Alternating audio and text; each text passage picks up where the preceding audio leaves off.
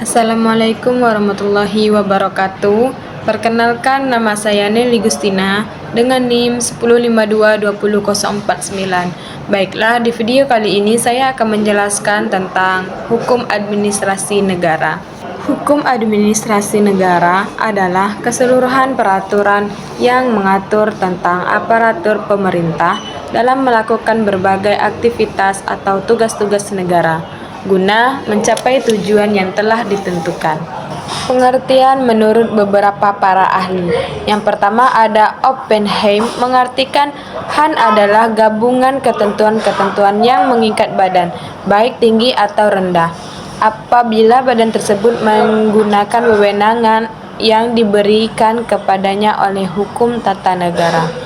Yang kedua ada J.H.P. Belfort menyatakan bahwa HAN adalah keseluruhan aturan-aturan tentang cara bagaimana alat-alat perlengkapan pemerintahan dan badan-badan kenegaraan serta majelis-majelis pengadilan khusus yang diserahi Pengadilan Tata Usaha Negara hendaknya memenuhi tugasnya.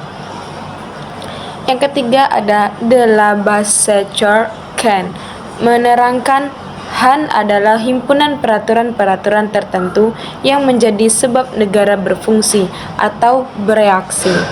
Peraturan-peraturan yang dimaksud ini adalah mengatur hubungan antara warga negara dengan pemerintahnya.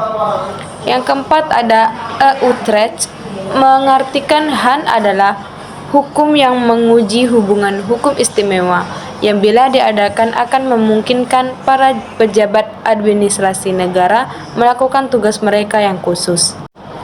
5. Menurut Prajudi Atmosudirjo merumuskan HAN sebagai hukum mengenai operasi dan mengendalikan dari kekuasaan-kekuasaan administrasi atau pengawasan terhadap penguasa administrasi. Ruang lingkup hukum administrasi negara.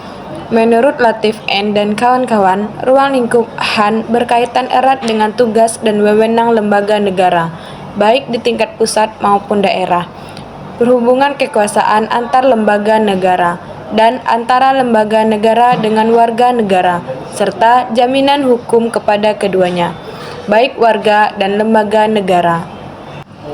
Ruang lingkup hukum administrasi negara. Menurut Prajudi Atmosudirjo menyatakan bahwa ada 6 ruang lingkup yang dipelajari dalam HAN. Yang pertama yaitu hukum tentang dasar-dasar dan prinsip-prinsip umum dari administrasi negara. Yang kedua yaitu hukum tentang organisasi negara. Yang ketiga, hukum tentang aktivitas dari administrasi negara, terutama yang bersifat yuridis. Yang keempat ada hukum tentang sarana dari administrasi negara, terutama mengenai kepegawaian negara dan keuangan negara. Yang kelima ada hukum administrasi pemerintah daerah dan wilayah, yang dibagi atas hukum administrasi kepegawaian, hukum administrasi keuangan, hukum administrasi material, dan hukum administrasi perusahaan negara. Yang keenam ada hukum tentang peradilan administrasi negara. Sumber hukum administrasi negara terbagi menjadi 2. Yang pertama ada hukum material, yang kedua ada hukum formil. Sumber hukum material berasal dari peristiwa yang terjadi dalam masyarakat atau sejumlah peristiwa yang mempengaruhi kondisi suatu masyarakat. Misalnya, kondisi sejarah atau hukum di masa lalu, kondisi lembaga sosial di masa lalu, dan sebagainya. Yang kedua yaitu ada hukum formil. Menurut Latif N. dan kawan-kawan adalah sumber hukum material yang sudah dibentuk melalui sejumlah proses tertentu dan menjadi sumber hukum yang berlaku dan ditaati oleh umum. Berikut beberapa sumber hukum formil. Yang pertama ada undang-undang, yang kedua kebiasaan atau praktik alat tata usaha negara, yang ketiga ada jurisprudensi, yang keempat ada doktrin, yang kelima ada traktat. Fungsi hukum administrasi negara yaitu terbagi menjadi 5. Yang pertama ada direktif, yaitu memberikan pengaruh yang besar untuk membangun masyarakat sesuai dengan tujuan hidup bangsa dan negara. Yang kedua ada stabilisator, yaitu menjaga kehidupan masyarakat yang harmonis sehingga perpecahan bisa diminimalisir. Yang ketiga ada perspektif, yaitu untuk menyempurnakan tindakan atau perilaku masyarakat luas dan juga lembaga negara yang berlaku sebagai administrasi negara.